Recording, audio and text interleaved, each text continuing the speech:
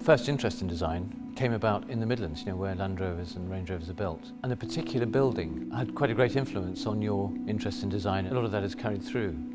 What was that building? It was right in the centre of Coventry, and the building was actually called the Round Cafe. It sat on a central column, cylindrical, with a lot of glass. And as a very young child, I used to sit in there. My mother worked in there for a while. So I was introduced to this world of modernism and futuring from a very young age. Jerry, when you look at these two cars, I mean, they're obviously directly related. It also shows how things have utterly changed since the day that car was built as a luxury SUV. Remember, we're looking at the original here and where we currently are today, and there's two iterations in between. So that evolution, I mean, when you're looking at this to that, is quite polarising. Having said that, expectations or standards when it comes to luxury have changed massively from when this car was originally created, because by today's standards, quite frankly, a car like this, as graded as it is, it's a car that I still love, wouldn't meet those standards today. There's another object here, an Eames chair. I know it's one of your favourite designs.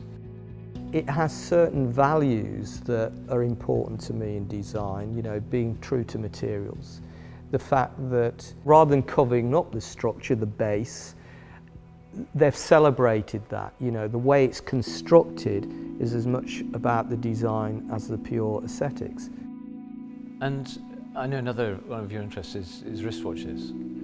And there's a particular watch that you like, which is a Patek Philippe Calatrava, and that was actually designed in the 1930s. I just love it because of its simplicity. It's as much about what it doesn't say as what it does say. But every detail on that watch, as simple as it is doing a job. And it's just a beautiful thing.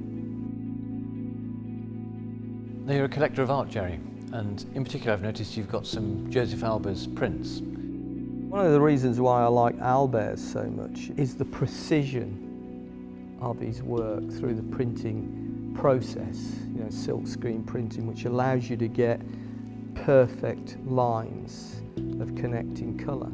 If you look at a painting by Alber's where he paints on a canvas, the canvas has got undulations in it. And for me, that spores that perfect precision. And I never tired of them. I bought my first collection by Alber's, 15 years ago. The Kaufmann house. It occurs to me there are lots of features of that house which I can now sort of see in that Range Rover. There's the kind of bringing the outside into the house.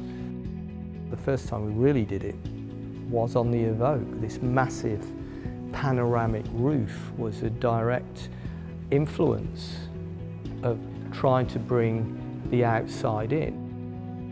People tend to think of design as something you just add. It isn't. Design is actually the glue that pulls everything together. The world would be a sad place, for me, without great design.